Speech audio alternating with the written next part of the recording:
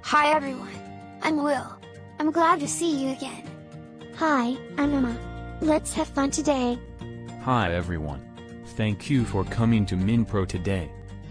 Today, we are going to talk about classes and programming.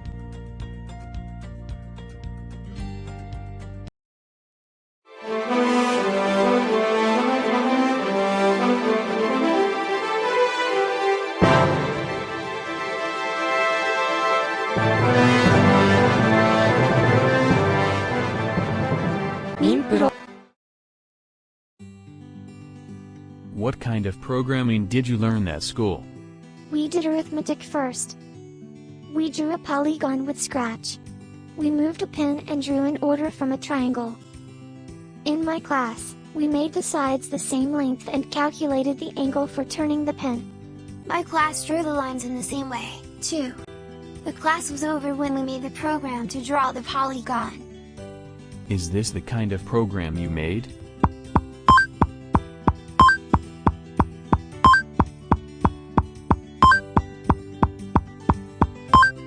Yes, that's right. It's cute. The character is running. There is more than one right answer to programming. Are there other ways of drawing? If you consider the properties of the polygons, you can find other ways of drawing. I wonder what they are. If you keep the length of the sides constant, the shape will gradually become larger. Next, let's try drawing the triangles so that they touch each other inside a circle. If you draw a line from the center of the circle to the vertex of the polygon, it will create an isosceles triangle. Conversely, you can form a polygon by rotating the isosceles triangle and connecting the bases. So, if you calculate the position of the rotated point, you can draw. Can you calculate the rotated point? You can calculate it with a trigonometric function. It's a function you can find on a scientific calculator. I don't have a scientific calculator. Your personal computer or smartphone has a calculator app that can work as a scientific calculator. If you select the scientific calculator from the icon with 3 lines at the upper left, you can use the trigonometric functions. Let's try calculating the rotated point by using a pentagon. What is this grid paper and crossheader? This is a coordinate graph. We haven't learned about coordinate graphs yet. That's right. You learn about coordinate graphs in 6th grade. Wait, we have to do 6th grade studies? The coordinate graph is a diagram showing the position of points.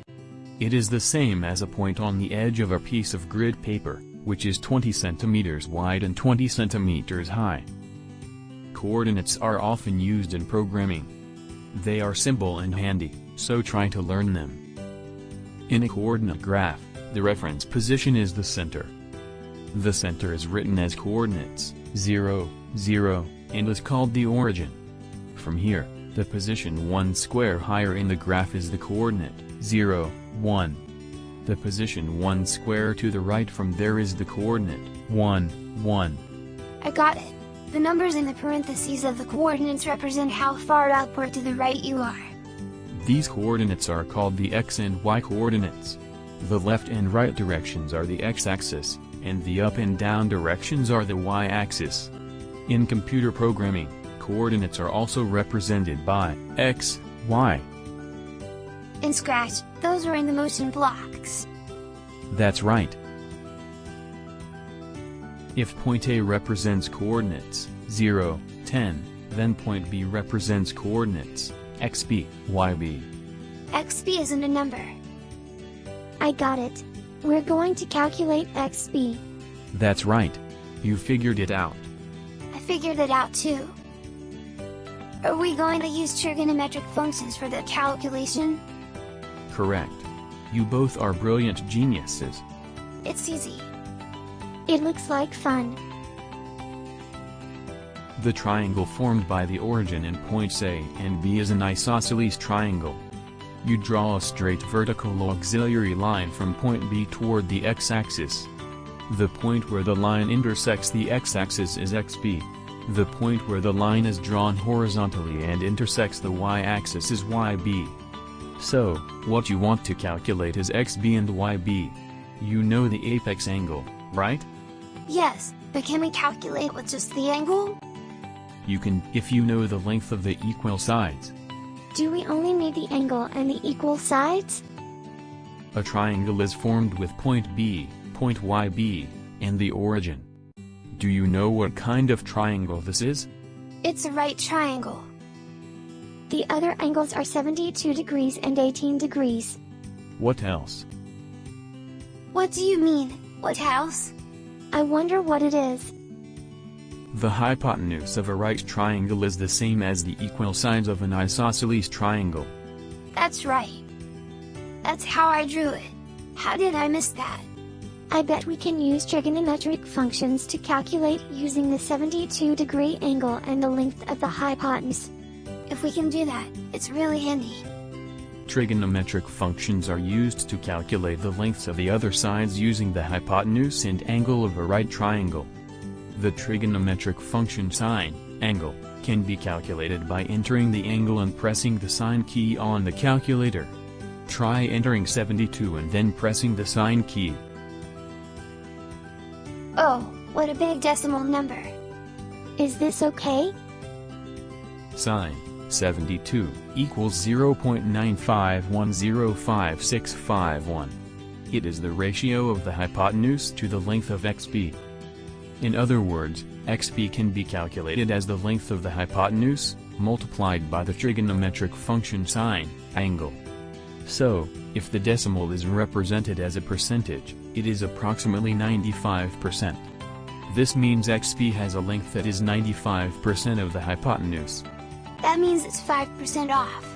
It sounds like a discount sale. So, is there a trigonometric function for calculating YB? That would be cosine, angle. Is cosine a child of sine? Co means sub, so cosine is the other sine or the remainder. One of the two sides of a right triangle that intersect at right angles can be calculated as sine and the other as cosine. In this case, cosine 72 is 0.3090. It's 70% off.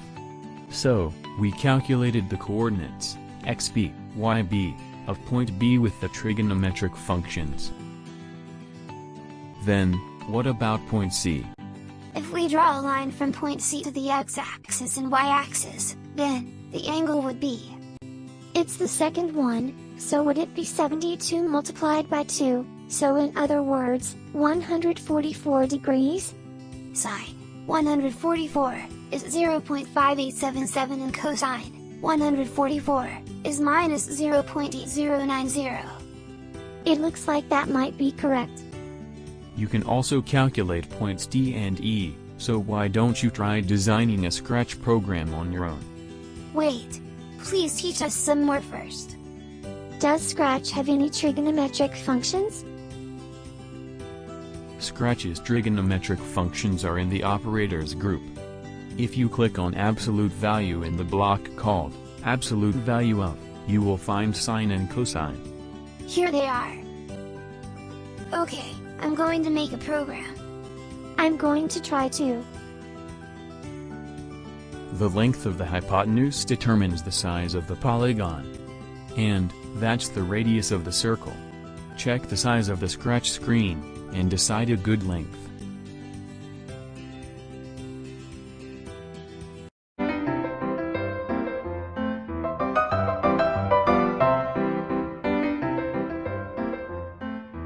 Minpro. How did you do? I made it. Have a look.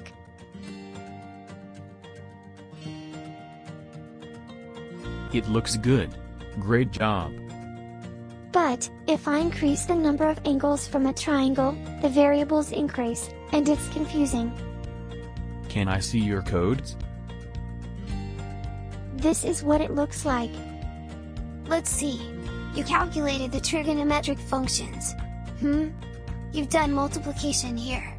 Trigonometric functions are a decimal number between 0 and 1, so you multiply the length of the hypotenuse by 100.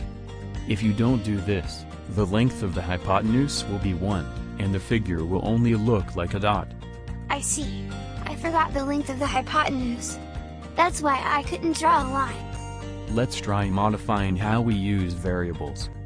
The coordinates for points A, B, C, and so forth are each created as XA, YA, XB, YB, and so on. If you are calculating the points in order, you just need to repeat a set of variables X and Y. If you use a control block repeatedly, the code will be like this. The code is so much shorter. Try running it.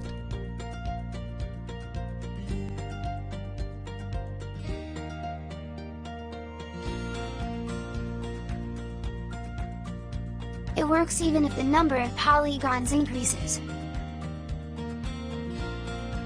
That's neat. I wonder how many figures it can draw. If you let it draw endlessly, it will create a circle. However, there is a limit to the size of the number that can be stored in a variable, and it cannot be more than 17 digits. How big is 17 digits? It's 100 quadrillion, or 100,000 times a trillion. I wonder how long it takes to move up to such a big number. Well, if it takes 1 second to draw one polygon, it would still take about 3 billion years. Oh my goodness! The world might be gone by then.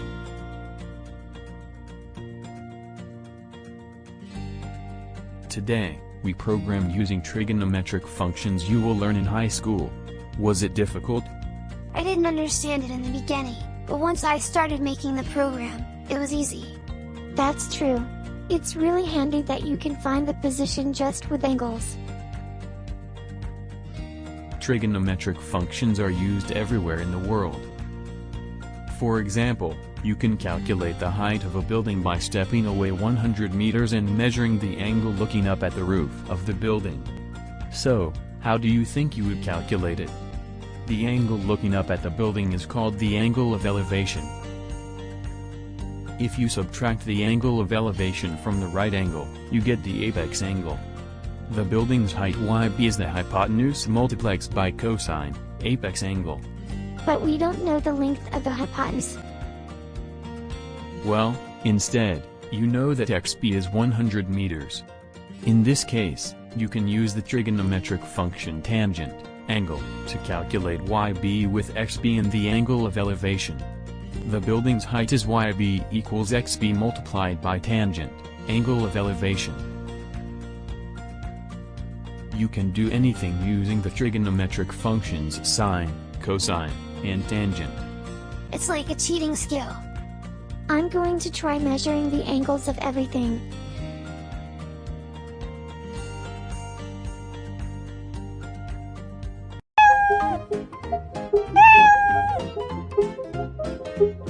Our next session will be making a fun game. I hope you'll tune in. Bye. See you.